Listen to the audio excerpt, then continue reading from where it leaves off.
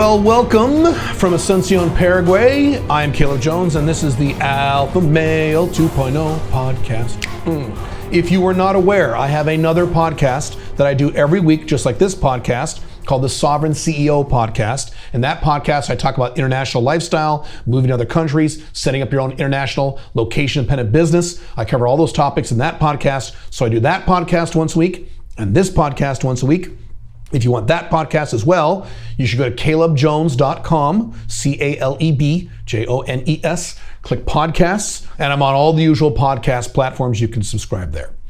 No reason you shouldn't get all of my content and get both my podcasts instead of just one. So I am here in Asuncion, Paraguay, and I am very happy to be back. There is a YouTube video that will probably be up by the time you listen to this podcast, where I go over the details on how I got here, how I navigated, whether or not you need a cerveza sickness jab to get here, and various other things. As you may know, if you've watched my content, I have an entire group of women here, of FBs who I see on a regular basis. They were all very excited to see me. Seen some already, going to see some more very soon. Matter of fact, today. And in this podcast, I will talk about, yet again, because it's a very popular topic, you guys, you ask a lot of questions about this, dating women in other countries, FBs in other countries, MLTRs in other countries, or even, getting an OLTR, girlfriend or wife, in a different country from a different culture, things of that nature. And I don't really have a structure for this kind of podcast. I'm just going to kind of speak extemporaneously based on my memory of the things you guys asked about. So, number one, top of the list. Caleb, what do you think about, matter of fact, there was a question that was asked on my last live stream. What do you think about the red pill concept that Western women are not as good as women from other countries or other cultures? Do you agree or disagree? I generally agree. I do not disagree with that statement. And the reason I know this to be true is I have dated many Western women, scores of Western women, tons of American women, many European women, a few Australian women, and I have dated many women who are from the Latin world, Asian women, women from other cultures, other races. And yes, the women who are non-Western tend to be a little more enjoyable to date, enjoyable to have sex with, enjoyable to be with on the overall. However, you cannot use this as an excuse to say, I can't get laid in America, because guys will take this to the nth degree and say, well, because Latin women are better, therefore I can't get laid in Europe. I can't get laid in the United States. I have to fly to Africa, or I have to fly to Ecuador every time I want to have sex. No, you beta male incel pussy. No, that is incorrect. I have had sex with piles of really hot American women without paying them, and they were wonderful. My wife is an American, and she's a true blue, blood to bone American. So I love American women, and you can certainly have sex with American women. It's not like all American women or all Canadian women or all UK women are evil, terrible, awful creatures that you can't go anywhere near. That's not correct. I'm saying that if you say Latin women are a little better, or Asian women are a little better to date, yes, on average they are a little better. That's true. But that doesn't mean you can't find hundreds of thousands, if not millions, of very wonderful, very attractive, very fun women in the United States, Canada, UK, Germany, France, Australia, any other country you can name, any other Western country you can name. So even though I agree with that statement, you can't use that statement as an incel excuse, because the internet is full of guys who say, I can't get laid in the United States, therefore I better go to Eastern Europe to get laid. God, please don't do that. Please don't be a beta. Please don't be a pussy. Learn how to get laid where you are. I learned how to get laid in the United States. Matter of fact, on the West Coast, one of the most left-wing places in the entire world, the city of Portland, Oregon, between Portland and Seattle. And I made that work, okay? So don't use this as an excuse, please. Now, the next question is, well, how are they better? How are Asian women better than Western women? How are Latin women better than Western women? I will give the answers as I see them, because I have dated many Asian women and certainly many Latin women. Better. Well, let's cover Latin women first, and I'm the perfect place to talk about this because I'm in Paraguay. Woo! I've been to many countries in Latin America, Mexico, Panama, Colombia, Argentina. I mean, I've been all over the place and had sex with women in not all these countries, but most of these countries. And certainly I've had FBs who are Latin, both Latin women living in the West and Latin women living in Latin America. And so how are they better? Well, I don't know if they're better. I guess these aspects are better. In some ways they are better, in some ways they are different. So ways they are better: much lower ASD. That's right off the bat. So ASD, if you don't know what ASD means, that is a term from the pickup artist world called anti-slut defense. And that is that thing a woman has where when she meets a new guy, even though she wants to have sex with him, she's attracted to him, she says no, because if I have sex with him too soon, he'll think I'm a slut, or other people will think I'm a slut, so I better make him wait so no one thinks I'm a slut. That's what ASD means. Western women have sky-high ASD as compared to Latin women. And so Latin women have far lower ASD. My understanding is, I don't know this for a fact, but my understanding is most black women tend to have lower ASD than white women. So yes, that is absolutely true in just about any Latin country. The dark-skinned Latin countries like Mexico, the light-skinned Latin countries like Argentina, Paraguay, Chile, yes, they absolutely have less ASD, and so you have much less of that problem when you date new women in Latin America. Absolutely true, number one. Number two, the sex is better.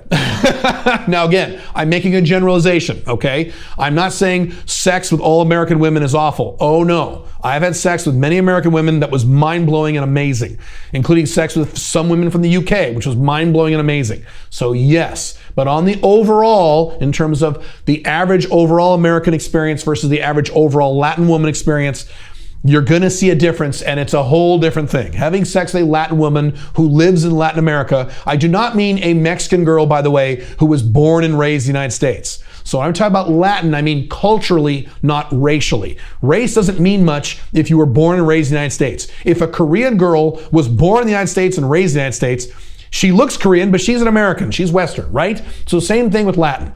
So if she's Latin by race from both of her parents, but she was born and raised in the United States, or raised in the United States by the time she was 4 or 5 years old, she's Western. I'm talking about when if you have sex, and I've mentioned this before, if you have sex with a woman, Latin woman in Latin America, it's on a whole different level. It's a whole different thing. And you guys have experienced this. You already know what I'm talking about. You're already nodding your heads like, it's a whole different thing. It's a whole different, even making out, just kissing a Latin woman living in Latin America or from Latin America.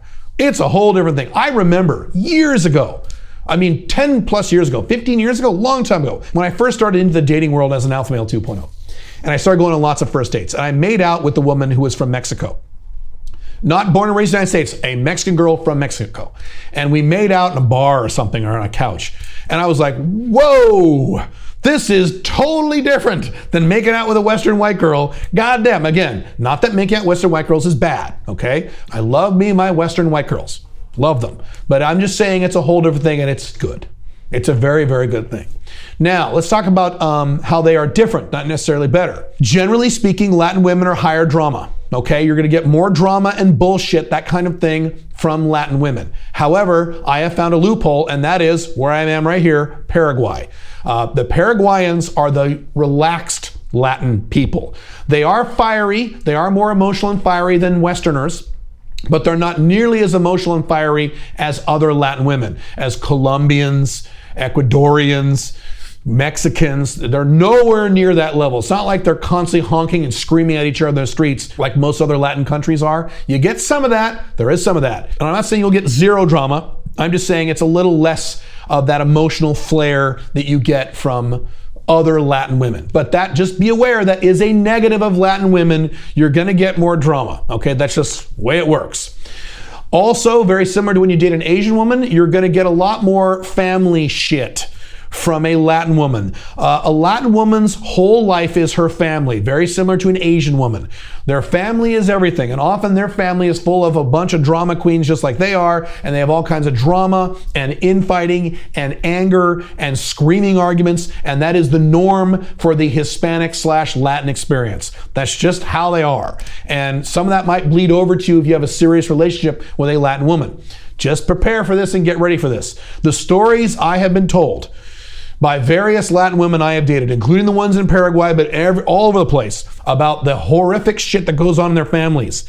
The drama and the fighting and often the physical violence that goes on. It's just a norm for Latin culture, unfortunately. So be aware that is an aspect of Latin culture that you're going to experience if you date Latin women. Now, in terms of Paraguayan women specifically, let me address that. I'm not saying Paraguay is a paradise because it's not. Paraguay is boring. So if you're an extroverted guy and you like to go to bars and clubs and pick up chicks and that you don't move to Asuncion, Paraguay. You want to go to Buenos Aires, okay? You want to go to Medellin, Colombia. You don't want to come to Asuncion. You'll be bored here. There's not much to do here. Asuncion is a little tiny city, about 1 million people in the middle of a forest. There's not much going on here. And in terms of the women, they are not the beautiful, amazing, curvy sexual goddesses like Sofia Vergara that you have in places like Colombia or Venezuela, or in many cases Panama. They're not like that. They are small, which I like. They are very cute, not gorgeous, not hot, but very cute faces. They have small boobs, which is a problem for me because I like big tits. But they have gigantic asses. Every woman here has a gigantic, perfectly shaped ass. It doesn't matter how old she is. They all have them here. So if you like white girls who are small with big asses and small boobs, Paraguay is your place. A lot of guys do not like that. A lot of guys prefer darker skinned women. A lot of guys prefer more curvaceous women. A lot of guys prefer taller women. Then you want to go to Colombia. If you like more physically fit women, skinnier women, more dancer type women, you want to go to Argentina. So just because I say Latin and you have a picture in your mind of what a Latin woman looks like, there's many different types of Latin women. By the way, here they're all white. They're as white as me. It's not like Mexico where they're all dark skinned. They're whitey whites down here, just like in Argentina. So just be aware of these things. Now let's shift gears and go all the way over to Asia in terms of dating Asian women. How are they better? How are they different? So let's talk about how they are better than Western women. More feminine. Hell to the yes. Latin women aren't necessarily more feminine than Western women. It's about the same. I think the spectrum is about the same. But Asian girls, way more feminine. If you like feminine girly girls, and I certainly do, Asian girls, my goodness, it is so nice. Especially when you come out of the Western world where Western women are so masculine and dominant and kick-ass and tough bitches. And you spend time around Asian women, you're like, oh, this is so nice. They're pretty and they wear little dresses and they have long hair and they act like girls and they like to act like girls. That's the thing. They like to act like girls. You have a feeling often with Western women in the modern era. They weren't like this 20 years ago, but in the modern era, you have a feeling with Western girls, when they act girly, I don't know if you can relate to this. When they act girly, it feels like they're acting. Like, okay, I better act girly for this guy. Oh, you get the feeling that they're putting on an act for you, not that it's real. There are feminine Western women. Yes, I'm generalizing, of course. But I don't know if you can see my point, because I think I've experienced this where with Western girls, they try to act girly, but it feels weird to them that they have to act girly instead of they just are girly, like those Asian girls. Wonderful. How about sexually? Sex with Asian girls is, again, Asian girls born and raised in Asia, not, Japanese or Korean or Chinese girls who were born in the United States and raised in the United States or the UK or Australia or Canada, what have you. No. But true blue, real Asian girls, real quote unquote, it's different. It's good. I remember this. I've spoken about this before. I think I mentioned this on my blogs once. I had no interest in Asian women for years until I had sex with one. And the only reason I bothered having sex with her is because she had big boobs. The challenge to Asian girls, they have small boobs, kind of like Paraguayan girls. I like big boobs. And so I was never interested, but this one Asian girl was weird and had big boobs. So I went there, we had sex, and it was like amazing. And I'm like, whoa, this is good. I like this. And as of that day, I remember that day, this is 12, 13 years ago. As of that day, suddenly I start looking at Asian girls very differently. And that's when I started dating Asian girls. My last girlfriend before my wife, Big Firefly, was an Asian girl. We dated for 5 years. And so, yes, it's great. Now, it's not the amazing, passionate experience that you will have having sex with a Latin girl. Very, very different. It's much more quiet. It's much more subdued. It's much more girly and cute and feminine. It's good. It's very, very, very good. I'm a big fan. Downsides with Asian girls, family shit. Again, just like with the Latin girls, family shit. And so Asian girls almost always have these weird, strange daddy things going on with their dads, where their dads just hate them and they hate their dads. And even though they're nice to dads, they resent their dads. And I know it's a kind of a trope and kind of a joke about Asian girls with daddy issues, but it's real. It's very real. I'm not sure what it is in Asian culture about dads and daughters, but my God, it's a mess. Also on top of that, if you decide to get an Asian OLTR or settle down with an Asian woman, be prepared to start sending a percentage of your income to her family back in Vietnam or back in the Philippines or back in China or Cambodia or whatever the hell she's from, just be prepared. Her expectation will be that you're going to start sending money to her stupid brother or her stupid mom or her idiot cousin who hasn't had a job in 5 years. She won't care if these people are unemployed. She won't care if these people treat her like shit. She will not care. She will mandate to you that you send several $100s a month off to her dumb family back in her home country. Be aware of this and be prepared. Don't be surprised if you run into this because, again, it's just part of their culture. I have had numerous discussions with Asian women about this concept.